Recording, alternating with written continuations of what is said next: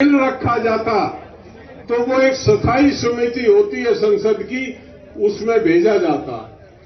तमाम पार्टियों के सांसद उसके मेंबर होते हैं, उस बिल को वो विस्तार से उसका अध्ययन करते हैं। और वो सांसद अध्ययन नहीं करते हैं, वो सांसद, वो कमेटी पूरे देश का आह्वान करती है कि ये बिल बनने जा रहा है भारत की संसद में, इसके विषय में भारत के जिस भी नागरिक को अपने विचार रखने हैं वो आमंत्रित। एक जन सुनवाई होती है, तब जाके कोई बिल फाइनल होता है और सदन के पटल पर बहस के लिए रखा जाता। इन बिलों में कोई प्रक्रिया नहीं अपनाई गई, इनको अफरा तफरी में पास किया गया। ये अपने आप में दर्शाता है कि सरकार के मन में खोट था, सरकार के मन में काला था। अगर सरकार साफ थी और ये बिल अच्छे थे तो संसदीय प्रणाली को अपनाया क्यों नहीं गया? पहला बिल जो मंडी को लेके, जो परिवर्तन मंडी को लेके किया गया, मैं आपको बता दूं, इस देश में सबसे पहले एपीएमसी एक्ट सर छोटूराम के द्वारा 1938 में लाया गया था। 1938 से पहले जो लूट थी, जो भ्रष्टाचार था, चौधरी चरण सिंह ने इस कानून को बनाया था, लेकिन वातावरण पूरे देश में ऐसा नहीं था कि इसको लागू किया जाता, क्योंकि पूंजीपतियों के हाथ में ही पार्टियों की कमान होती थी। आप राजस्थान के लोगों को अच्छी तरह पता, 1980 तक का चुनाव मेंबर पार्लियामेंट कौन लड़ता था, आपको उसका नाम भी ठीक से पता नहीं होता था। ये लाया गया चौधरी छोटूराम जी के माध्यम से। पंजाब के वो एग्रीकल्चर मिनिस्टर थे, उस टाइम का पंजाब पलवल से लेकर पेशावर तक था। पाकिस्तान का अधिकांश हिस्सा भी उस पंजाब का था जिसके चौधरी छोटूराम कृषि मंत्री थे, जिनकी किसान बार बार चर्चा करते हैं। उन्होंने शोषण से मुक्ति दिलाने के लिए इन कानूनों को बनाया गया था। आजादी के बाद चौधरी छोटूराम ने इसको आगे, चौधरी चरण सिंह ने उसको आगे बढ़ाया। जो रेवोल्यूशन आया, जो एक बड़ा संघर्ष, चौधरी छोटूराम, इस राजस्थान की भूमि पे चौधरी छोटूराम ने आके किसान मजदूर की लड़ाई का एक अलग 1931 में जगाया था। राजस्थान के बुजुर्गों को पता होगा, चौधरी छोटूराम पहली मीटिंग उनकी सीकर में हुई थी और दूसरी मीटिंग उनकी जोधपुर में हुई थी। जोधपुर में जब वो आए थे, उस समय बलदेव राम जी मिर्धा डीआईजी थे राज्य के जोधपुर में, और चौधरी छोटूराम ने उनको कहा था, बलदेव राम जी, भगवान ने सब कुछ दिया आपको, छोड़ो इस झमेले को और किसान की सेवा और किसान की लड़ाई के लिए लड़ जाओ। और उनके कहने के बाद चौधरी बलदेव राम मिर्धा ने अपनी नौकरी से इस्तीफा देके इस जिले और इस मारवाड़ क्षेत्र की जो किसानों की सेवा की थी, वो मुझे बताने की आवश्यकता नहीं।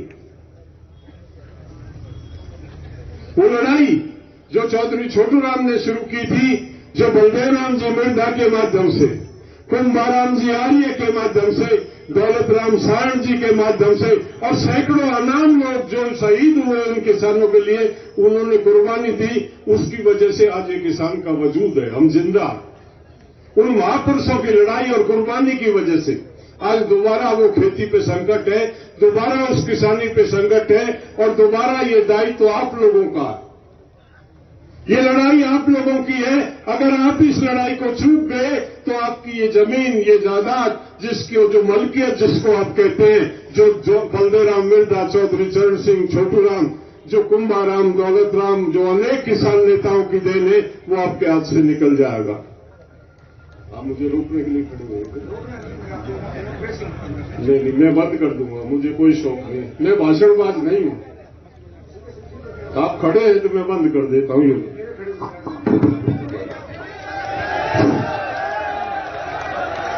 जी,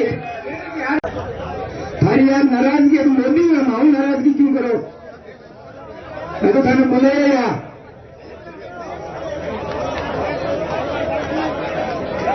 यूं बस का छिंचापन करो। आपकी તમારા મહેમાન હો કાંઈ હું કઈ ટાઈમમાંથી ડિપેન્ડ કરે છે તું કઈ ગુસ્સો કરો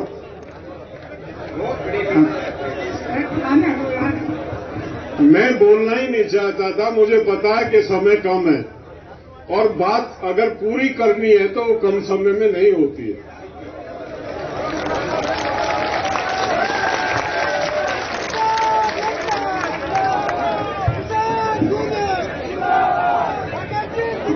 ये जमीन जिसके हम मालिक समझते हैं ये हमारी नहीं।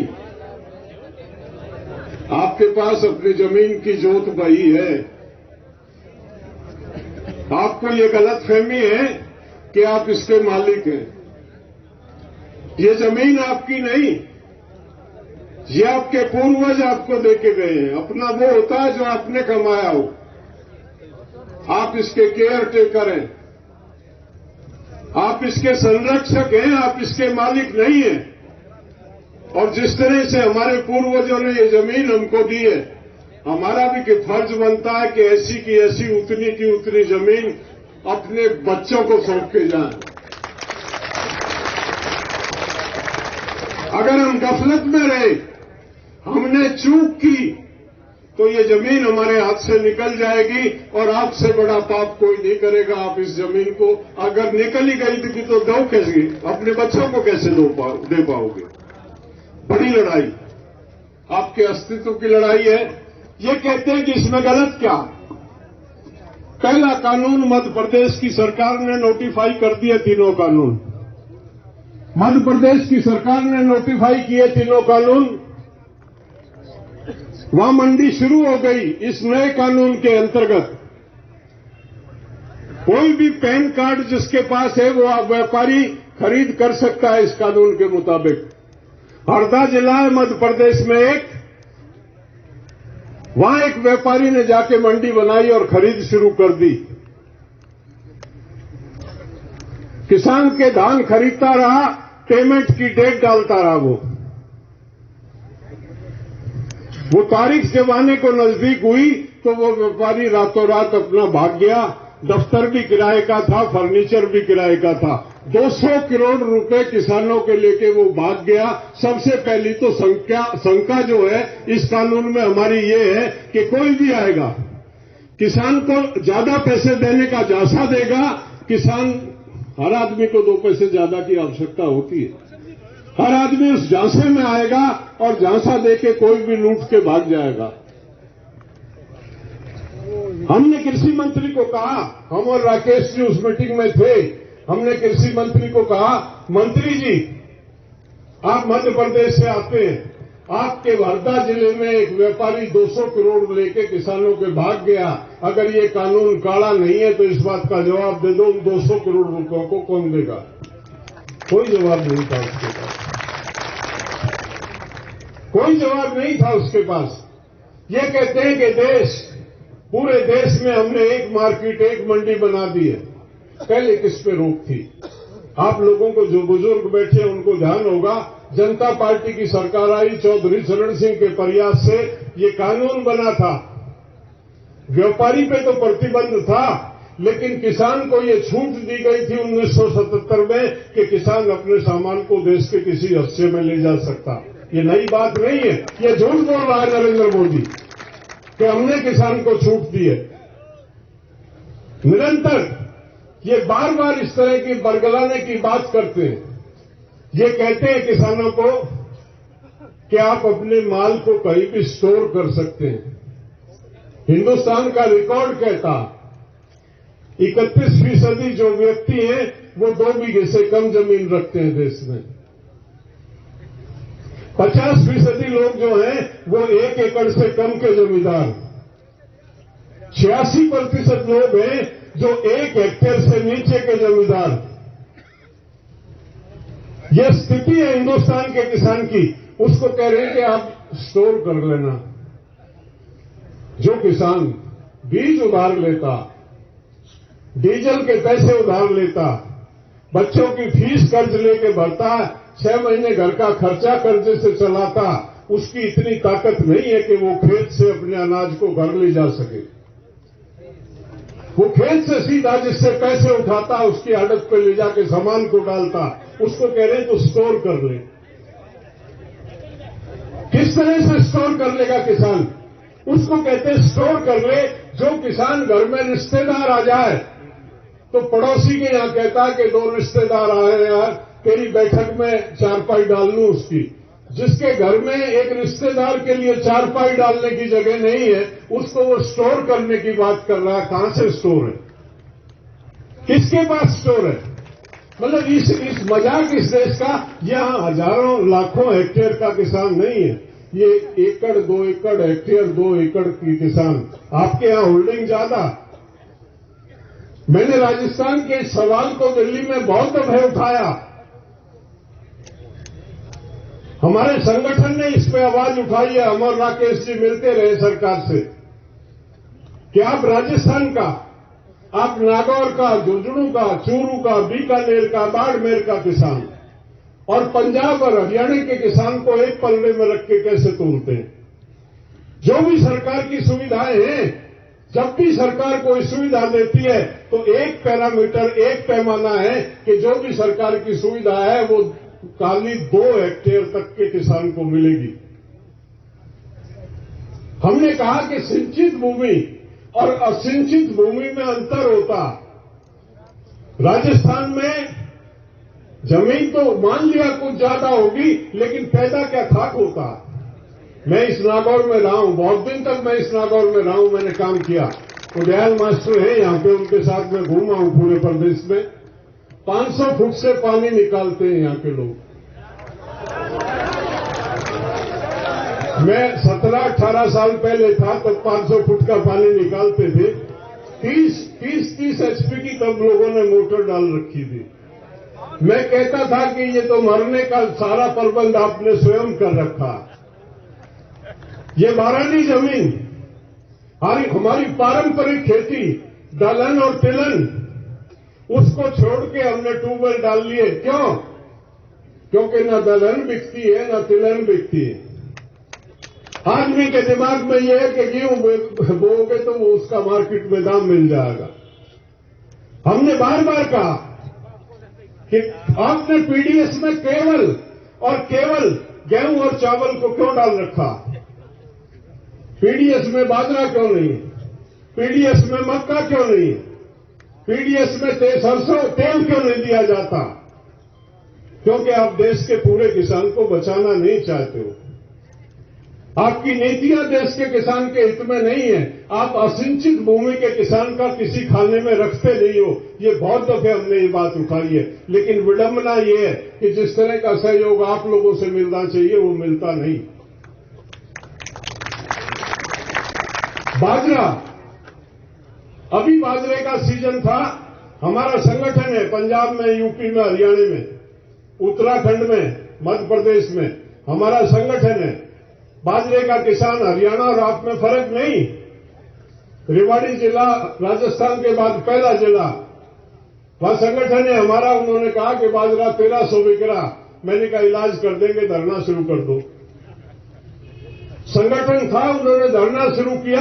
हमने 28,500 किसानों ने रजिस्टर्ड कराया अपना रजिस्ट्रेशन। और मेयर राकेश जी गए, प्रशासन को कहा, हमने बाध्य किया, 2150 रुपए में एक दाना बिकवाया हरियाणा के किसान का। हम ये लड़ाई राजस्थान में भी लड़ते, छटपटाते हैं हम राजस्थान में लड़ाई लड़ने के लिए। लेकिन ये है, यहां राजनीति तो सब करते हैं, राजनीति तो सब करते हैं। कांग्रेस और बीजेपी के दुम छल्ले बन के और टिकट की दौड़ में सब भागते रहते हैं, लेकिन किसान की लड़ाई कोई नहीं लड़ना चाहता।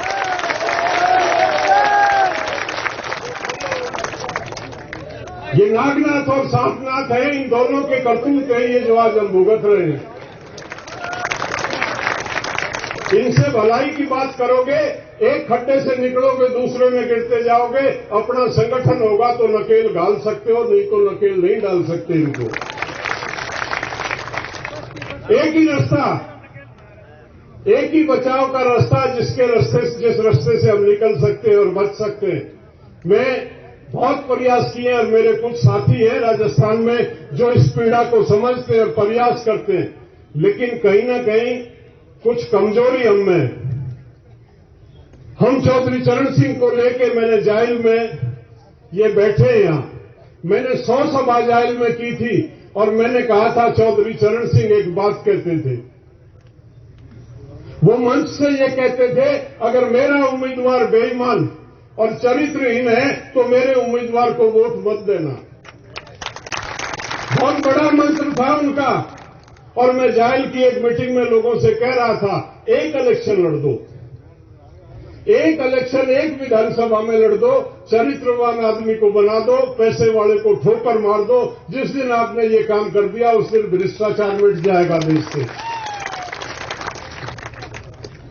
मुझे ही निराश होकर बैठना पड़ा, लोगों ने नहीं सुना मुझे। सुनते बहुत थे, तालियां बजती थी बहुत, हर गांव में मैं बोलता था, लोग मुझे एप्रिशिएट करते थे।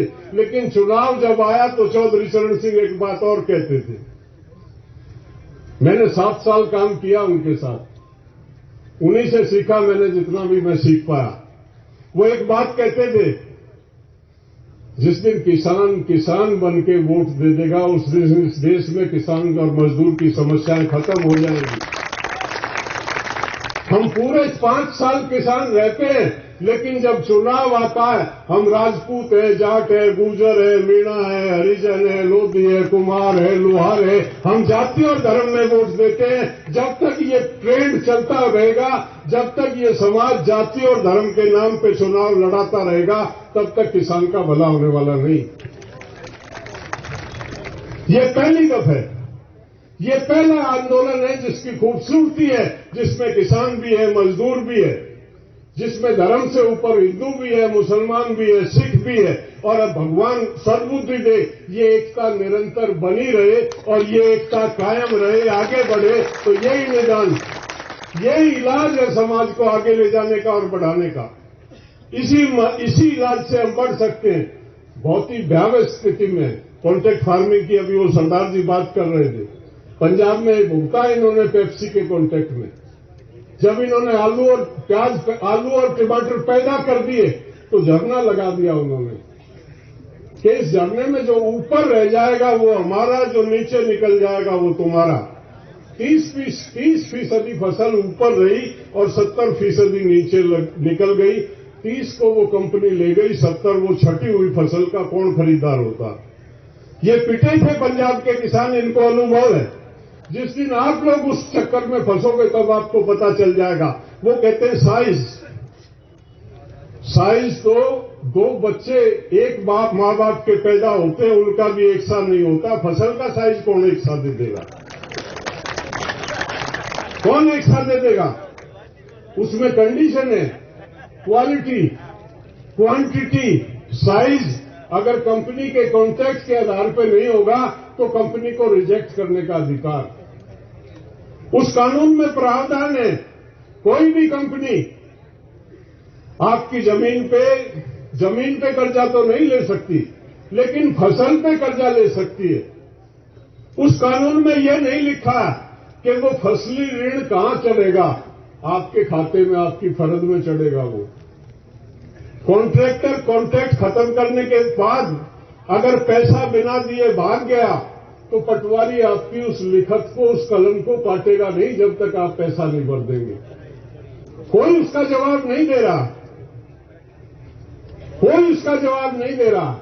और तीसरा कानून जिसके बारे में अमरा राम जी कह रहे थे, जो इन्होंने मात्रात्मक प्रतिबंध, जो आवश्यक वस्तु अधिनियम में जो परिवर्तन किए, वो कोई ऐसा नहीं है कि वो गलतफहमी में कानून आया।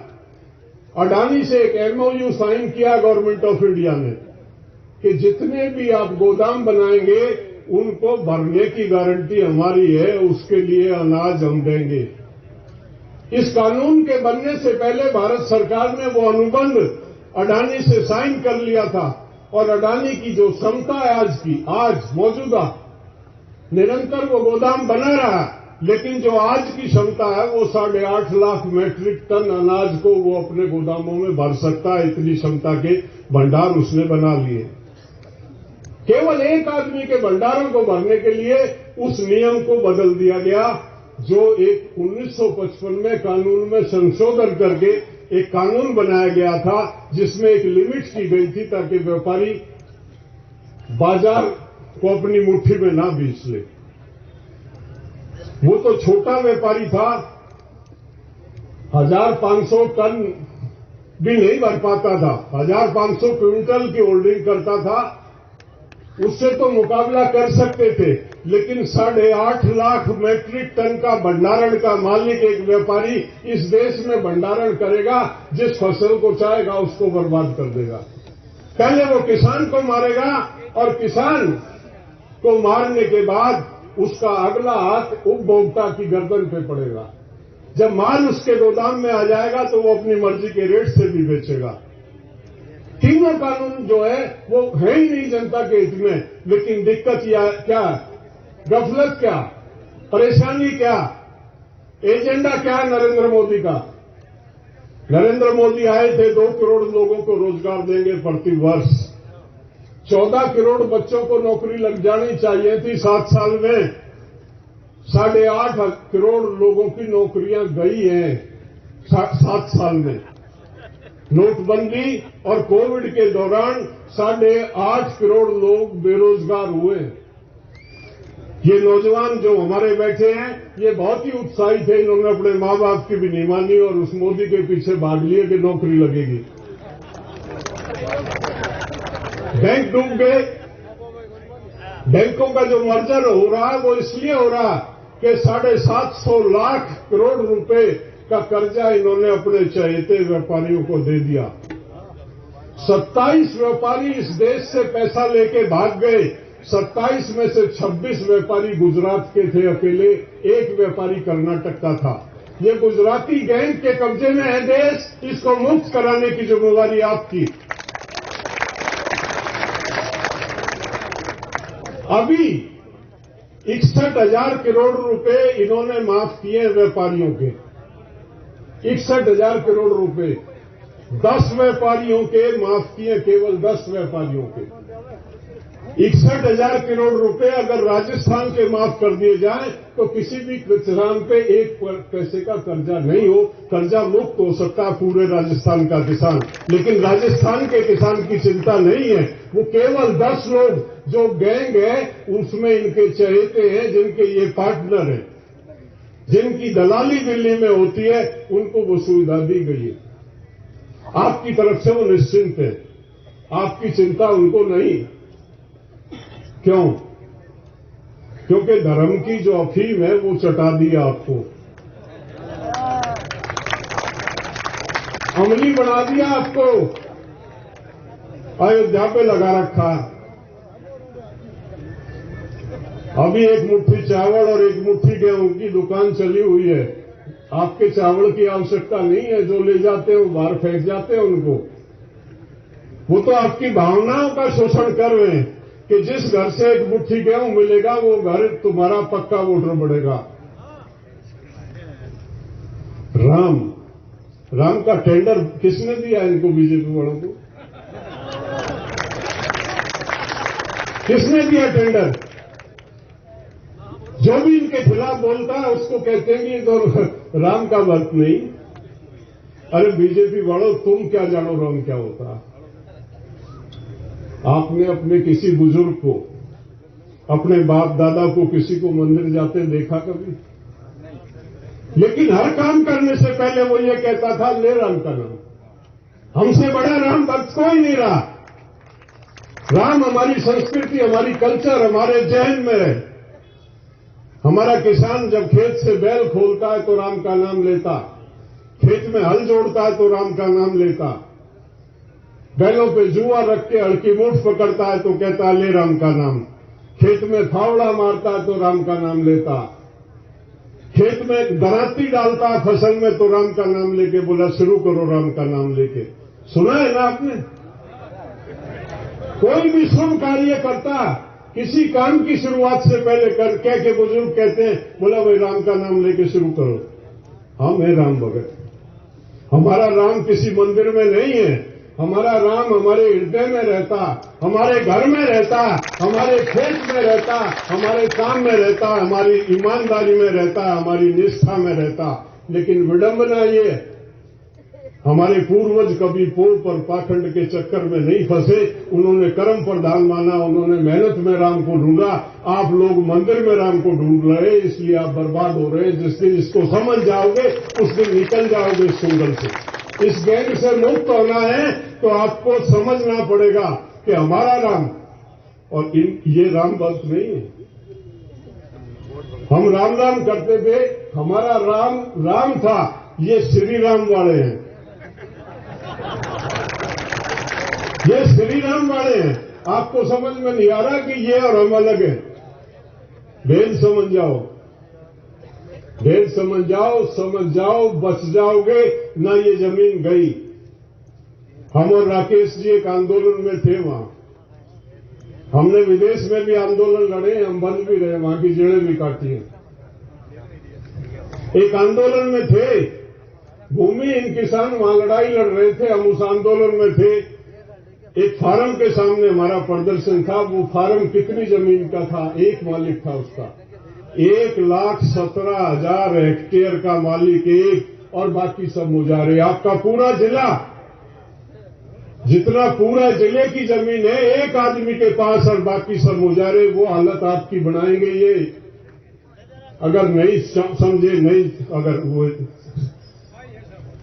होश में आए और नई लड़ाई लड़ी। ये अपने अस्तित्व की लड़ाई है। किसान और मजदूर को जुदा नहीं कर सकता कोई आदमी। किसान दामन है तो मजदूर लामण है। दामन फट जाता है, लामण नहीं फटती। हमको कोई जुदा नहीं कर सकता किसान और मजदूर को। ना किसान का काम मजदूर के बिना चलता, ना मजदूर का काम किसान के बिना चलता। हम एक दूसरे के पूरक हैं। एक दिन भी अगर मजदूर की उपलब्धता ना हो तो खेती खराब हो जाती। किसी का गुजारा एक दूसरे के बिगड़ नहीं है, लेकिन इस राजनीति ने कमेरे को लड़ाया। मलाई खाने वाले और थे, लड़ने वाला कमेरा वर्ग था। पहली दफा ये कमेरे के समझ में आया। मेरा एक पत्रकार साथी आज पूछ रहा था कि ये जाति विशेष का आंदोलन है। मेरे ख्याल से आज के बाद वो सवाल नहीं करेगा, या तमाम जाति और धर्म के लोग, सभी लोग हैं यहाँ पे। आपको सर्वे करना है तो पर्सनल सर्वे कर ले मीटिंग का। यहाँ जाति का सवाल नहीं है, यहाँ कमेरे और लुटेरे का सवाल है। ये लूट के जो सौदागर, उनके खिलाफ लड़ाई है। और ये आंदोलन भारत सरकार की गलतफहमी है कि ये आंदोलन खत्म हो जाएगा। अभी तो शुरू कहां हुआ? अभी तो हम राजस्थान में 8 तारीख को हमारी पहली मीटिंग मध्य प्रदेश में है। हम 14 को मध्य प्रदेश में हैं, 15 को मध्य प्रदेश में हैं, हम 19 को उड़ीसा में, हम 20, 21, 22 कर्नाटका में हैं। हमने पूरे देश का नंबर लगा रखा है, कश्मीर से कन्याकुमारी तक। आग लगा देंगे, कानूनों को नहीं रहने देंगे, ये हमारा निश्चय है। आप लोगों ने मुझे सुना, मैं क्षमा चाहता हूं आयोजकों से। मेरी बीमारी दूसरी है, मैं बोलने का भी शौकीन नहीं हूं, मैं मना कर रहा था, लेकिन मेरी बात थोड़े में पूरी नहीं होती है। मैं अपनी बात को समाप्त करता हूं आपसे एक अपील करते हुए। आपके पास एक अपील लेके आए, एक अपील लेके आए हैं। दिल्ली सरकार कह रही है कि संख्या कम, 2-3 लाख लोगों को वो कम मान रहे हैं। हमने ये तय किया है, पूरे देश में जागरण करने के बाद एक तारीख रखी जाएगी। उस दिन पूरे देश का किसान दिल्ली की तरफ मार्च करेगा। उसके लिए आपको न्योता देना पड़ेगा। जिस दिन ये हमारी यहां की कमेटी आपको न्योता दे, आपको दिल्ली चलने का आह्वान करे, साधन की परवाह मत करना, जो जिसको मिले उस साधन से दिल्ली पहुंच जाना। भाइयों, दिल्ली वालों को दिल्ली से भजा के छोड़ेंगे। कर्नल गद्दाफी को भजाया था वहां वालों ने, 25 साल का तानाशाह था। ये तानाशाह तो अभी 7 साल के हैं, इनके पैर कच्चे हैं, भगाने में ज्यादा देर नहीं लगेगी। आप तैयार हो जाओ। धन्यवाद। जय किसान।